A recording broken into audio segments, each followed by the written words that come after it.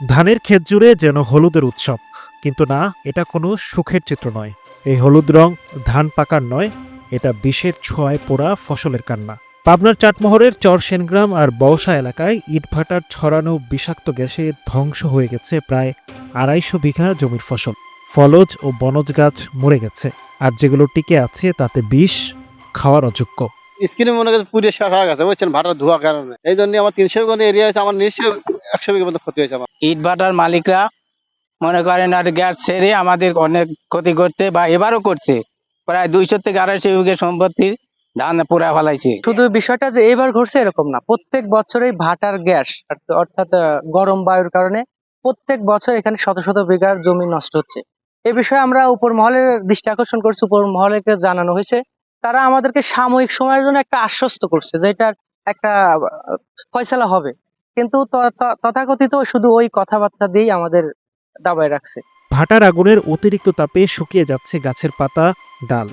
আম, লিচু, ডাব, তেঁতুল সব ফল এখন নিঃশেষ। যেটুকু আছে তা মুখে তোলারও উপায় নেই।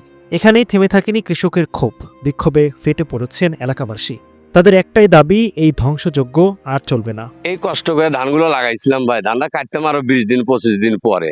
এই যে এলাকায় কয়েকটা ভাটা আছে, এই ভাটালারা প্রত্যেক বছরে যখন গ্যাস ছাড়তেছে, ওই গ্যাসটা এসেই আমার ধানগুলো যখন ফুলিয়ে নিফুল হয়ে যাচ্ছে, চাল ভর করতেছে, এমন সময় ধোঁয়াটা আসে মতন আর ধানগুলো এমনি পেকে যায় ভাই।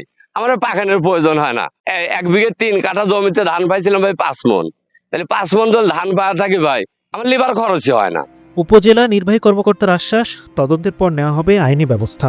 চাটমোহর উপজেলার বিলচর ইউনিয়নের যে ধান নষ্ট হয়ে যাওয়ার যে ঘটনাটি, সেই ঘটনার প্রেক্ষিতে উপজেলা কৃষি অফিসার তাৎক্ষণিক ঘটনাস্থলে যান। সেখান থেকে তিনি স্যাম্পল কালেকশন করেন এবং সেই সংগ্রহ করা স্যাম্পল যাচাই বাছাই করে এর কারণ উদ্ঘাটন করবেন। কারণ উদ্ঘাটন হওয়ার পরে আমরা এর সাথে যারা দোষী বা দায়ী তাদের বিরুদ্ধে আইনানুগ ব্যবস্থা গ্রহণ করব। এই মাঠ, এই গাছ, এই ফসল সবই ছিল জীবনের অবলম্বন।